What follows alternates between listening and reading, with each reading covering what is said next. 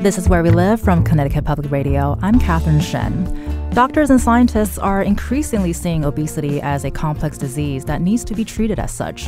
Today, we talk about the psychology of obesity and emotional eating. We learn about binge eating disorder and how stress and trauma can impact our metabolism and how we eat. Going into the holidays and the new year, are you thinking about health and weight? Joining us now is Dr. Sherry Pagotto, licensed clinical psychologist and professor at University of Connecticut.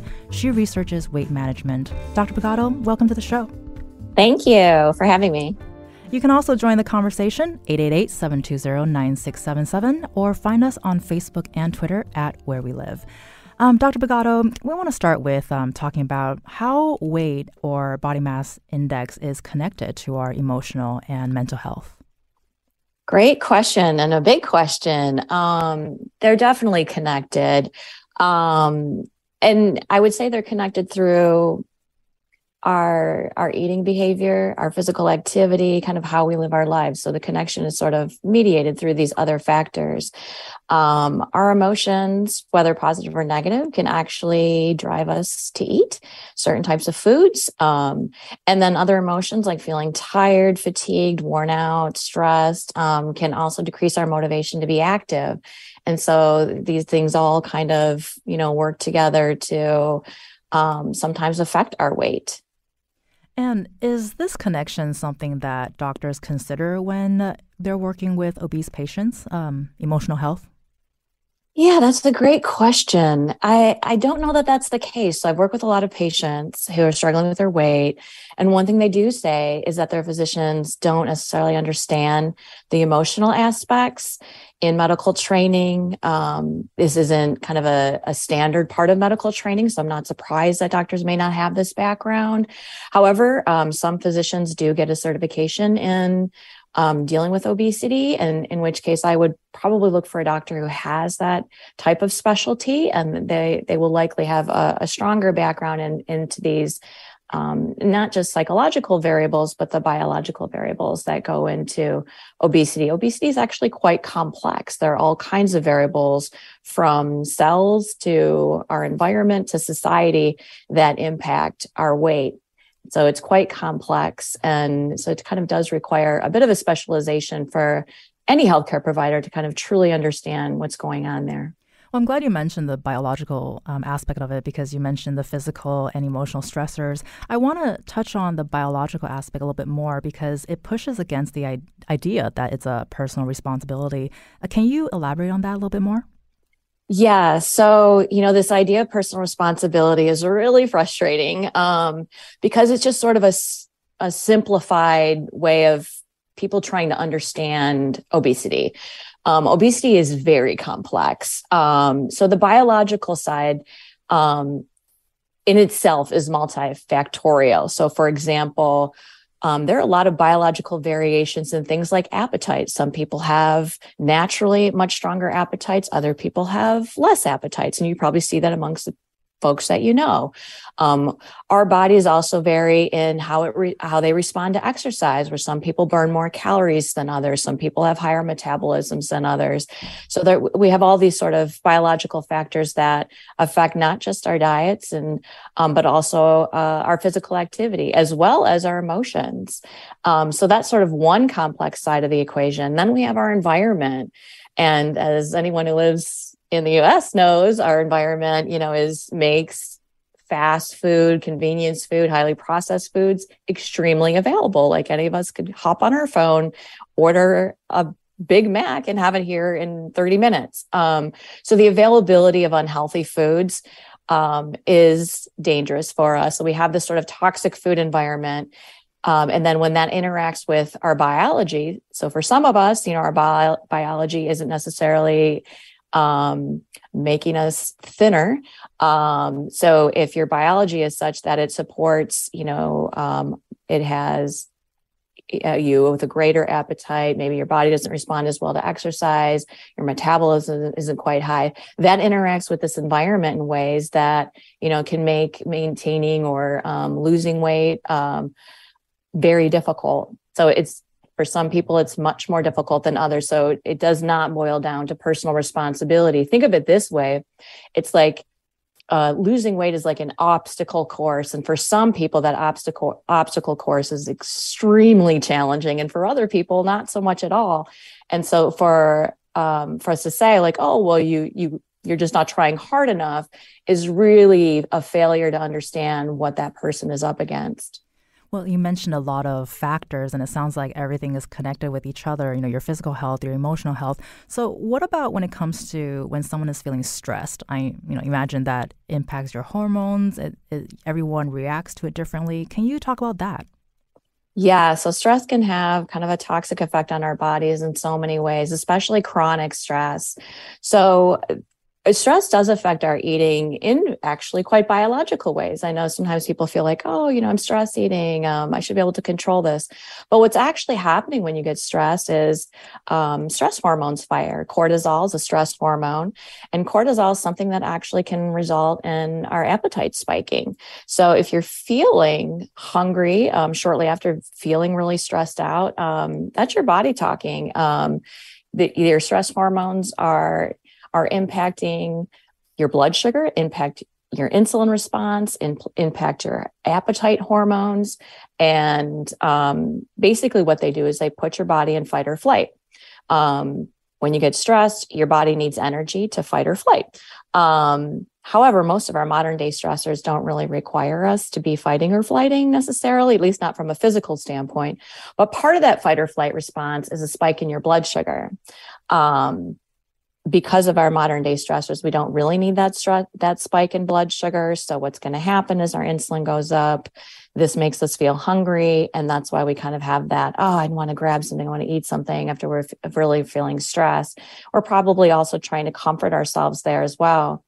So unfortunately, stress has its impact on our body. One thing that could be really useful, although it can be very challenging to do when you're feeling stressed, is to actually get a little bit of physical activity, because your stress has sort of prepared your body for that.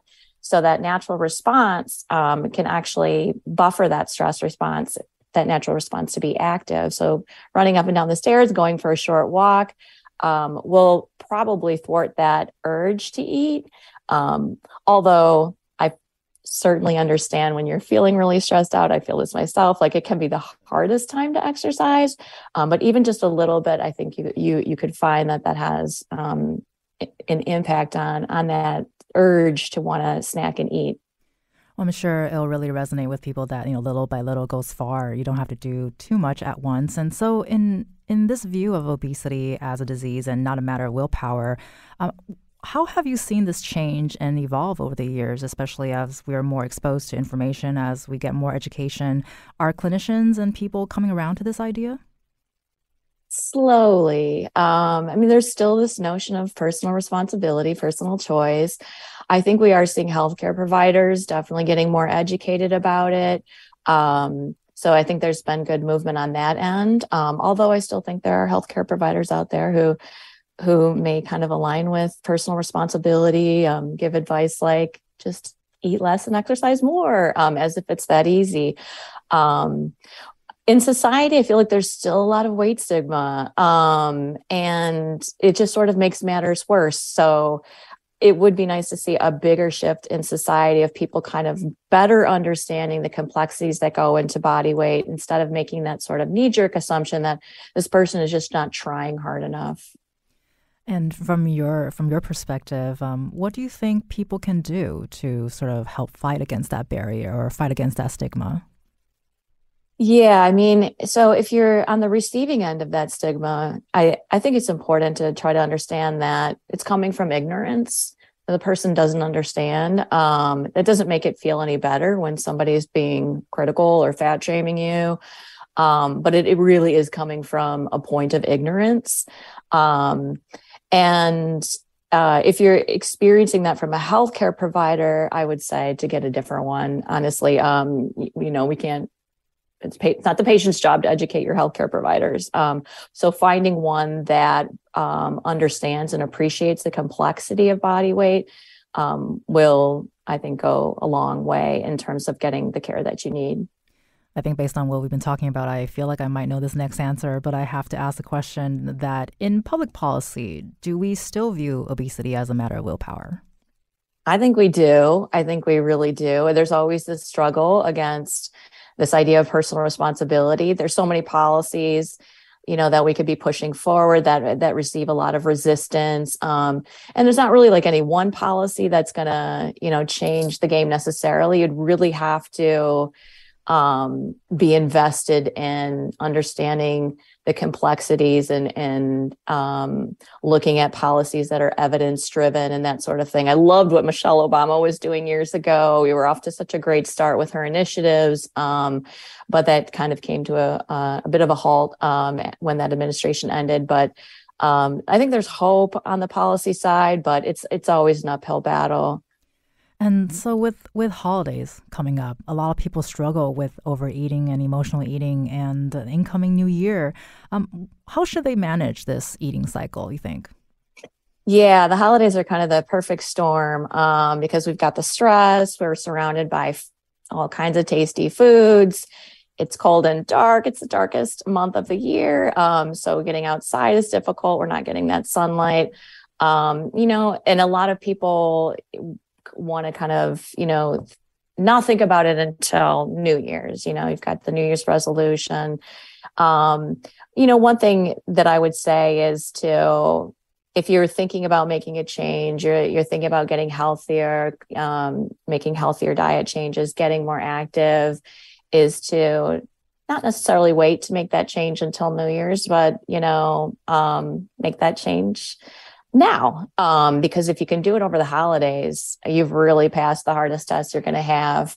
And so in terms of surviving the holidays, thinking about ways you can make your traditions a little bit healthier, looking at the recipes that you're using, maybe making, fewer snacks and treats, thinking about ways to be active with family, getting out for walks or like active video games are a ton of fun. So really kind of thinking about your traditions and coming up with ways to make them a little bit healthier. On the stress side, I think setting boundaries is important. If there are stressful situations that you're going into, to, I guess, set yourself free of any guilt around any boundary that you need to set for yourself, whether that means, cutting visits short or making the traditions what you need them to be in order for it to be stress-free. So it's tricky to navigate the holiday season. There's some research to show that the weight that we gain as we age each year really kind of occurs in those holiday months, November, December. So I think they are pivotal months when we think about weight gain over the lifespan. So like I said, if you can be successful over the holidays, meaning, trying to remain weight neutral, getting your physical activity in, making healthy diet choices for the most part, then you've passed the hardest test that's going to be in front of you. So let's pretend like today is New Year's Day and commit ourselves to any healthy lifestyle choices that we see in our future, but might feel like it'd be easier to wait. But I think that's a great way of saying it. I feel like a lot of people are fighting against New Year's resolutions on New Year's. So I think you've got something going on there. But, it's challenging for anyone who has to go through this. But what happens when you're addressing obesity in children? How do you navigate through that carefully? And I imagine perhaps differently? yeah, I mean, when it comes to children, I think, and I think when it comes to adults too, like we need to focus on healthiness as opposed to body mass index. So when working with children, if it's your own children, I have a child, encouraging them to be physically active. We know that's healthy. Encouraging healthy choices. As a parent, it's so important to set your child up for success by what you bring into the house. Because again, like we are very affected by our environments. A home environment is the one that we can sort of protect the best because we have control over it. So I think that's important for parents, is to make sure that you're providing healthy choices and also healthy choices that aren't competing with unhealthy choices. Because if you put an apple and a Snicker bar in front of anybody, we all know what choice we want to make there. And so making sure that the environment isn't one where we're sort of setting ourselves and our whole family up for failure. I think role modeling is important too. When it comes to children, they watch our every move, even if they seem like they don't want to be like us. I have a teenager, so it seems like she goes against everything I say. But they're still watching, like, even if they're rejecting what we're saying. And so it's important that, we are leading the lifestyle that we're hoping that our children lead. And again, I think the most important thing is focusing on health, and not weight and body mass index and that sort of thing. That can be a conversation with their doctor. If you are concerned about their weight, I might speak directly with the pediatrician about options. But from the standpoint of being the parent, I do think the focus on health is going to be the most impactful and the least stigmatizing. Teenage years, especially preteen years, there's a lot of weight stigma, and a lot of body image is developing in those years. And so we just want to be very careful about what tones, we set as the child develops into an adult. And we know that habits during childhood definitely affect our adult habits. And so there's no better opportunity, to get the family healthy is when you have children. So just real quickly, we have a couple minutes left here. When you think about how much the United States is overweight or obese, is binge eating disorder and emotional eating being unrecognized and undiagnosed? It's a great question. So emotional eating isn't necessarily a diagnosis, binge eating disorder is. It's probably underdiagnosed because the folks most experienced with that diagnosis would be a psychologist. And as a clinical psychologist myself, a lot of times people will, they go to their primary care doctor or maybe a dietitian to talk about their eating and their weight. And so those folks may not have the expertise to make that diagnosis. Emotional eating is something that sort of flies under the radar because it's not a diagnosis per se. But a psychologist or mental health provider would definitely have the experience to kind of help sort through that, as opposed to some other healthcare providers that may not necessarily have that background. So I think if it's underdiagnosed or underrecognized, it may be a function of the professionals that we're going to, and not having necessarily the background to identify those patterns. From Connecticut Public Radio, this is Where We Live. I'm Catherine Shen. That was Dr. Sherry Pagato, licensed clinical psychologist and professor at the University of Connecticut. She researches weight management. Dr. Pagato, thank you so much for being with us today. Thank you. Coming up, we hear about a recent addition to the DSM, which is a standard classification of mental disorders, of BED, or binge eating disorder. You can join the conversation, 888-720-9677, or find us on Facebook and Twitter at Where We Live.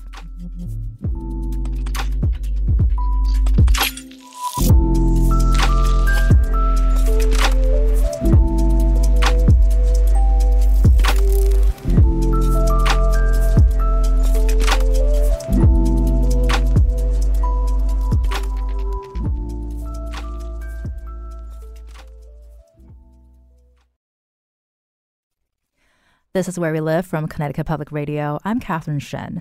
As we just heard from Dr. Sherry Pagato, our weight can be impacted by our physical health as much as our mental health. Our mental health can also impact the way we eat and our relationship with food. Joining us now to talk about emotional eating and binge eating is Katie Middlestead, outreach and clinical consultant and licensed psychologist in Florida for the National Alliance for Eating Disorder. Thank you so much for joining us, Katie. Thank you so much for having me. You can also join the conversation, 888-720-9677, or find us on Facebook and Twitter at Where We Live. Katie, I want to start by asking if you can define what BED is and what emotional eating looks like. Sure thing. Yeah. As was previously mentioned, they're two different things. So I think it's really important for us to draw some distinctions. So when we're talking about BED, or binge eating disorder, it is a diagnosis that we have in our DSM as an eating disorder. And BED can be diagnosed when somebody has a pattern of eating what might be considered unusually large amounts of food in a specific amount of time. Like, for example, maybe an unusually large amount of food in a 2-hour period. And they tend to do this on a regular basis. And there often tends to be a feeling of really feeling out of control with eating, maybe eating when full or beyond fullness or not hungry, and often eating really, really rapidly, often eating in secret. Those are a few of the components that we often can see with binge eating disorder. And with binge, go ahead. Oh no, go for it. Yeah, I was just going to say, and with binge eating disorder, we're also seeing a lot of distress. Typically, it's really affecting the person, or often really affecting their health. I was just going to say it's a complex issue, right? And can you share with us where does BED originate? Does it come from families, or what are your thoughts about that? Yeah, it's a really important question. Again, as we've heard, I think it can be really multifaceted. So there does appear to be a genetic component to BED. It does appear to run in families. As you previously mentioned, it is a fairly new diagnosis, so the research is still kind of catching up. But we do see that with other eating disorders, and it seems to be the case with BED, they can share common gene variations, and they tend to run in families.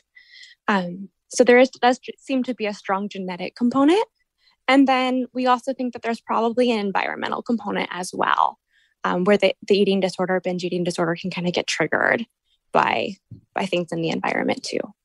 And so as research begins to catch up, can you talk about the significance of BED being added to the DSM? Yeah, absolutely. So before BED was added to the DSM, it was looped into like an other specified eating disorder category, which is kind of a catch-all for eating, feeding behaviors that are causing a lot of distress or impairment, but don't fully meet other criteria. But, BED is actually the most prevalent eating disorder of all eating disorders. So even though people might think of something like anorexia nervosa or bulimia nervosa, BED affects so many more Americans and people around the world. So I think it's really important that it's been named, so that people can get effective treatment, and so that we can be doing the research to help people effectively. So you just talked about the importance of it being named in the DSM and mentioning anorexia and bulimia. Why is it important to make those differentiations between the three? Yeah, it's really important because I think that there's kind of this archaic stereotype that eating disorders look a certain way. And they have a certain body size, maybe a smaller body size, or they affect a certain race or kind of person. And the reality is that folks can experience, really all eating disorders, a whole variety of eating disorders in any body size, including BED. But having BED really recognized, I think, gives kind of legitimacy in a way to this kind of eating behavior as something that is worthy of treatment, as something that people, it's not your fault, and that treatment is available and important. I think you hit a key note of it's not a personal responsibility, right? And and in terms of getting a diagnosis, a lot of people engage in emotional eating, overeating. What differentiates this from being an actual disorder? Yeah, another really important question. So I think that those are, we probably have three distinct things to name. So overeating would be, part of what I would consider really normal eating behavior for all of us, where everyone from time to time might overeat or eat beyond fullness. And, it's not something to be pathologized, right? It's part of normal eating behavior, where sometimes we overdo it, or we eat mindlessly, or we're with friends and community, and it's part of our everyday experience. And sorry, go continue. Yeah, sure. And then like emotional eating, you had mentioned, that can be a really effective nervous system regulation tool to use food to help in emotional times, right? And so when we're talking about binge eating disorder, that's where people are eating that really, really unusual amount of food. And it's happening pretty regularly, and it's causing a lot of distress. You mentioned that binge eating is when you're eating much larger amounts of food in a smaller period of time. And you've also talked about earlier how there's this feeling of shame and guilt, and you tend to do that secretly. Can you talk about all of that, putting all that together creates a very difficult cycle to break, I imagine. Yeah, it can be an incredibly difficult cycle to break out of, because binge eating disorder and a lot of eating disorders, as you mentioned, tend to come with a lot of shame and guilt. And I think binge eating disorder in particular can, because our culture does kind of look down on quote unquote overeating or binge eating. So that can kind of contribute to the shame. So yeah, I think the shame and the guilt, it feeds into a cycle where people feel ashamed, they feel guilty. So then they go, okay, I'm not going to do that again. I'm not going to overeat, or I'm going to eat quote unquote healthy. And then they might kind of actually restrict or feel restricted in what they're quote unquote allowed to eat. But then because they're human, that tension builds, they can't maintain that for so long. And then they end up overdoing it or binging again and feel that shame. And it can be that really tricky cycle to get out of. And so how does that impact overall health? Because it's like we've talked about before, it's not just impacting one thing, right? It impacts everything. Can you talk about that a little bit? Yeah, of course. I think it impacts a lot of different aspects of people's health. So we've kind of touched on some of those mental health factors where it can contribute to shame and guilt, which can kind of integrate depressive or anxious symptoms. Eating disorders in general. One colleague I work with who facilitates groups here, she calls eating disorders a carpool illness, because the eating disorder tends to be in the car, but there also tend to be other disorders in the car, like trauma disorders or depressive or anxiety or personality. And it can be kind of a chicken or the egg thing, right? What's causing what? So yes, lots of different psychological pieces. And then of course, physical health can be really impacted. We can see increased blood pressure and cholesterol, sleep apnea, heart disease, type 2 diabetes, lipid abnormalities, just to name a few. And so, I mean, I know you're scratching the surface talking about the impact, right, on with obesity. And so can we talk about the impact on obesity and weight in terms of, is BED underdiagnosed and not considered when doctors are working with patients about weight management? Yeah, I think it is underdiagnosed. And to be clear, people can experience binge eating disorder in a variety of body sizes.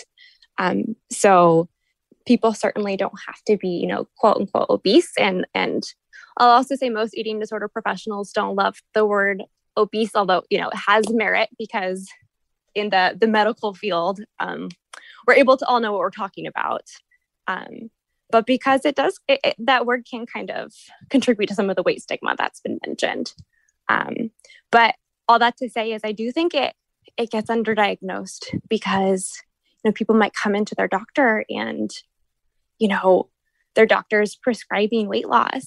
And what gets really tricky is that weight loss can then feed into that cycle we were talking about before, where the person tries to restrict, they try to quote unquote eat better or eat less, but then it results in more binging and more shame and guilt.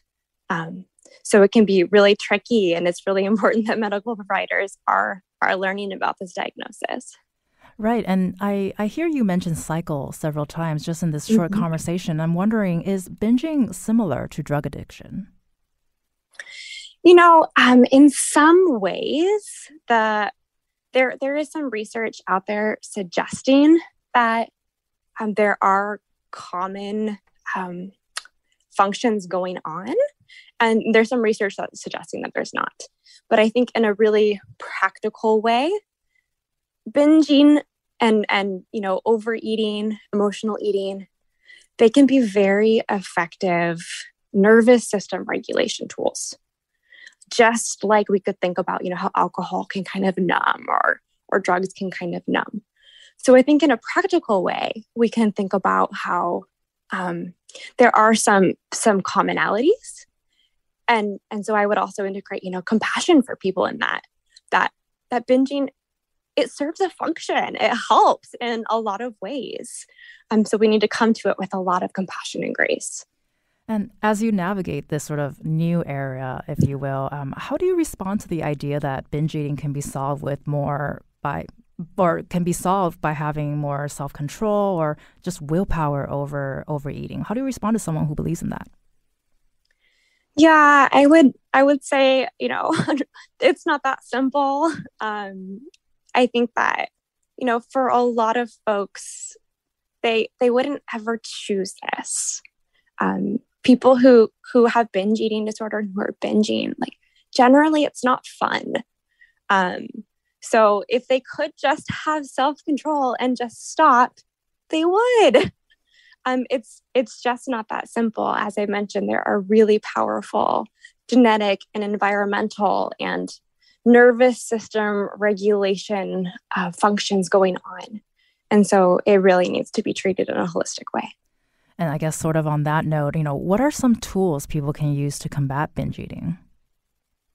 Yeah, for sure. So I would, of course, recommend anybody who's resonating with some of what I'm saying to reach out for help from a licensed professional.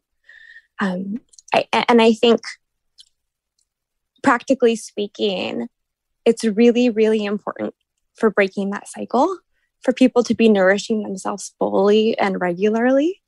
So a lot of folks who binge eat, they might restrict during the day and then get super hungry and overdo it at night. So to be giving yourself full permission to eat throughout the days, to give yourself permission to eat foods that you enjoy. And when you do find yourself, overdoing it, to remember some of what you've heard today and offer yourself a lot of compassion and grace. From Connecticut Public Radio, this is Where We Live. I'm Catherine Shin. That was Katie Middlestead, outreach and clinical consultant and licensed psychologist in Florida's National Alliance for Eating Disorder. Katie, thank you so much for spending time with us today. Thank you so much.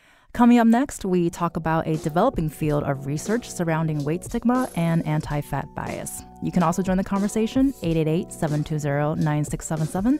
That's 888-720-WNPR, or find us on Facebook and Twitter at Where We Live.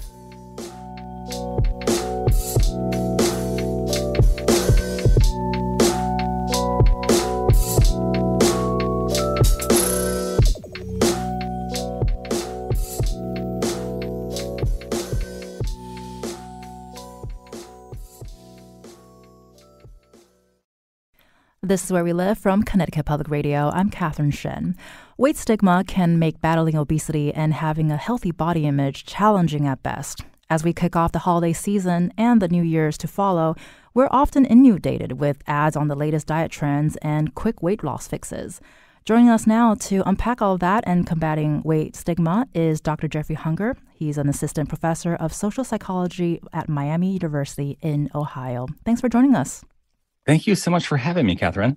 And you can also join the conversation, 888-720-9677, or find us on Facebook and Twitter at Where We Live. And Jeff, kind of want to start with if you can talk about some of the research done on anti-fat bias and weight stigma. Yeah, absolutely. So, we can think about the research on anti-fat bias and weight stigma from two different perspectives. So first, there's research that focuses on the perspective of folks who hold or who harbor anti-fat bias. So a lot of the earlier work in social psychology took this perspective and it was tackling questions like who might be more biased than others, or, what are the individual or personality factors that are going to predict a person's level of anti-fat bias. And so that is one, very large area of research that's really trying to understand, the strength of anti-fat bias and how that might lead folks to engage in things like discriminated against higher body weight individuals. But then there's this whole other area of work on how anti-fat bias and weight stigma affects folks who are on the receiving end of it. So folks that are, really being the target of it. And that's kind of where most of the research in my lab sits. So we're really focused on understanding, the consequences of weight stigma for folks who are experiencing it. And so how does weight stigma impact weight, health, and quality of life? This could be its own hour-long conversation. I believe it. Yeah, but as we just heard from Dr. Pagato, weight stigma is stressful, and we know that this has really significant implications for our physical health. So, as she mentioned, it's things like increases in heart rate and blood pressure, increases in blood sugar, changes in things like cholesterol levels, inflammation. All of these sort of really important sort of clinical indicators seem to be a consequence of experiencing weight stigma.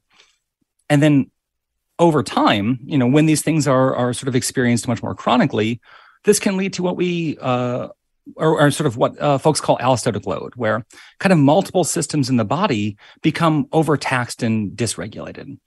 So folks might begin to show dysregulation in the cardiovascular system, so things like developing hypertension, right alongside metabolic dysfunction, so things like insulin resistance or development of type 2 diabetes.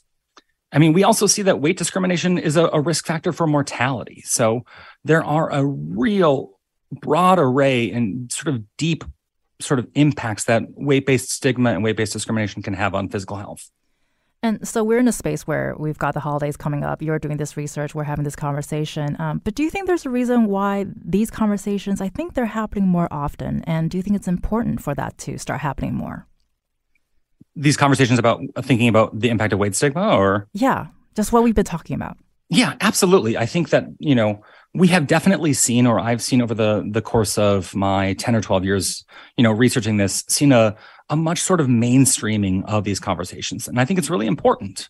I think that there was a period of time where folks, whether they be doctors, public health professionals, or just, sort of your day-to-day folks, used to think that weight stigma was actually going to be a motivator, that all we needed to do was shame people a little bit for their weight, and that was going to somehow miraculously kind of spur changes in their health or changes in their health behavior, or was going to result in weight loss or whatever. And none of that is at all true. And so I think it's really good to sort of bring this into the conversations that we're having now when we think about a much more holistic view of health. And shaming and otherwise kind of stigmatizing folks for their weight is not going to do anything good when it comes to thinking about how we can promote well-being across the weight spectrum. And so you just create a beautiful bridge to my next question, actually, is it sounds like the typical weight management and obesity intervention work, typical ones have been found to be very ineffective. Why is that? Yeah, I think we've seen a very weight-centric approach for 30, 40, almost 50 years now, and it hasn't really changed anything in terms of, for example, even weight outcomes. Even if we want to think about what these folks that are really invested in a weight-centric approach want to see is weight loss. And in general, we don't see that much weight loss when it comes to all sorts of interventions, whether it be diet, whether it be exercise, some combination thereof. But even when we do see weight loss, we don't see any improvements in health that are really associated with the amount of weight lost. So maybe folks get a little bit healthier on an intervention because they work out more, not because they happen to lose, whatever the average is like 6 or 7 pounds on these interventions.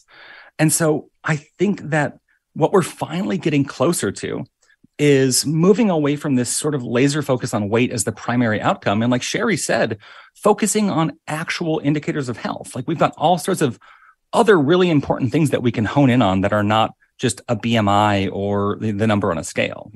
We've got all sorts of clinical indicators that she mentioned. We've got all sorts of really, really important health behaviors that we can encourage folks to engage in if they're not. But we can just really think much deeper and much more broadly and kind of move past just thinking that a single number is going to somehow give us an indicator of health or not. And speaking of mainstreaming these conversations, can you explain weight bias changes depending on generation? Yeah, so that's a really interesting question because we kind of are seeing, I think, this is a little bit anecdotal, but I think we are seeing perhaps a little bit of a generational shift in the younger generation seeming to be a little bit more ready to challenge diet culture and sort of embrace body positivity that we may not have seen in some of the generations before. I'm, of course, again, shooting from the hip here, don't have fantastic data on this, but it seems to be something that I'm seeing anecdotally. And that's fantastic. I will say there's nothing wrong with folks wanting to push back against challenging diet culture and being more body positive. The unclear piece is if this is actually going to shift to any sort of appreciable differences in weight bias itself. Is this going to shift folks' sort of weight stigma? Is it going to make them less anti-fat? Is it going to have sort of these other really things that we want to see as well? And that kind of, I think, remains to be seen. So I guess you're saying having an actual conversation rather than shouting at whoever is making the comment to you is what I'm assuming here. So in terms of with the holidays coming up, how do you shut down those conversations effectively and respectfully around binge eating in order to, like you said, facilitate those conversations across generations? Yeah, and I think you make a really good point about even wanting to have these conversations across generations, whether they be about dieting, whether they be about anti-fat bias, whatever, is going to be challenging, especially when we're thinking about having these conversations sort of within the context of our own families. We know that the holidays on their own can be challenging and stressful enough without having to potentially broach something that may be leading to very challenging conversations when, folks are just gathering once a year to celebrate whatever their holiday is that year. I think that we can start by recognizing and resisting the language of diet culture around this time. So, especially around the holidays, we kind of see the sneaky ways that diet culture can emerge, especially in conversations that we have around particular foods. So like that slice of cake is not some quote unquote guilty pleasure that needs to be compensated for, but as you and Katie discussed earlier, diet culture wants us to feel shame and feel guilt around even thinking about, let alone engaging in eating certain types of foods. And so I think one really important starting point is to figure out how to resist this. And, part of it is recognizing the language. But, if we do run into folks making offhand comments, whether it be, about what you're eating or, perhaps changes in your body, you should feel absolutely empowered to push back because even small comments can go a long way. So if it's something as simple as, letting Uncle Luke know that there's no reason for him to be commenting on your plate of food while you're all just trying to enjoy Christmas dinner, or reminding your cousin that conversations about weight loss are not something you want to talk about and are off the table, especially in front of children. This can be a productive approach. It reminds folks of your boundaries and hopefully gets them to reflect on how their comments, regardless of intent, can still be poorly received. Well, I'm glad you mentioned children because I do want to ask too, is there any specific ways of being more careful because they're listening, even though they may seem like they're not listening, but they're listening. Are there ways to sort of prevent that or just be more careful? I mean, absolutely they are listening. You hit on a really important point there. Like, even if you don't think that they are listening what the adults are talking about, they are there, they are picking it up, they are in sort of the air or the water, they're swimming in that. And if that air or that water is, rife with diet talk, rife with weight loss, anti-fat bias, they're going to pick it up. And so I think that these things can be effective when you have kids around. So, starting by modeling it, starting by, if you have kids, I don't have kids myself, but I've got nieces and nephews. And so starting by modeling resistance to sort of the diet culture and the diet talk, don't slip into that. Occasionally challenging it when you need to, if it seems to slip out from other folks around you, but also just sort of really doing something beyond just sort of this idea of let's not talk about bodies or weight, but flipping it to let's embrace and celebrate that all bodies are good bodies, that kids, adults, everyone has variability in their bodies, and we can celebrate that because this gets kids in adolescence a little bit closer to not feeling sort of the shame and the guilt that a lot of the older generation are still sort of harboring, because the culture that they grew up in when it came to weight and weight loss was much different. And I think we have the opportunity now to think about ways that we can kind of flip that script a little bit. And so, speaking of holidays and being with your family, and New Year's is just around the corner, how do you navigate the diet push that is coming in to the new year? I mean, just driving into work today, I actually noticed 2 billboards related to weight loss. What are your thoughts about that? Right. We are hitting as soon as that, November 1st hit and Mariah Carey played, December 1st hit, and we're getting all of our New Year's resolution articles or New Year's resolution and social media posts. And, so we're going to get flooded with these things that are really usually focused on diet and weight loss. And so knowing that this is what this season looks like, I like using this time to identify a social goal for a New Year's resolution. Our social connections are vital to our health and well-being. And these types of resolutions are often way easier to follow through beyond just like the month of January, because we know that a lot of weight loss related sort of resolutions like kind of fall by the wayside pretty quickly. So, in the past, I've made it a point to call my parents more that year, or this year I'm considering a resolution about expressing more gratitude to folks around me. It can be something as simple as that. But I will say, if you do want to set a health goal, set one that is sustainable and not centered around weight and weight loss. If you're trying to be more physically active, this does not mean that you need to immediately go out and sign up for a marathon. Even just finding ways to be more active, regardless of intensity, is going to be good for well-being. But even then, there are a ton of reasons why being active may not be a desired or accessible goal for a lot of people. So folks should feel empowered to check out from the New Year's diet and health push altogether. There's nothing all too special about January 1st, like Sherry mentioned, and then you can start health behavior change at different points. And so it's not a miraculous point at which the calendar flips and folks are going to be way more likely to engage in behavior change. And at the end of the day, you really don't owe anyone a resolution if you just don't want to have to do that. That was Dr. Jeffrey Hunger, Assistant Professor of Social Psychology at the Miami University in Ohio. Thanks so much for being on the show with us, and thanks for mentioning Mariah Carey. Thank you so much. I will always make sure to bring her in. I'm Catherine Shen. Today's show was produced by Tess Turbo. Our technical producer is Kat Pastor. Download Where We Live anytime on your favorite podcast app. Thank you so much for listening.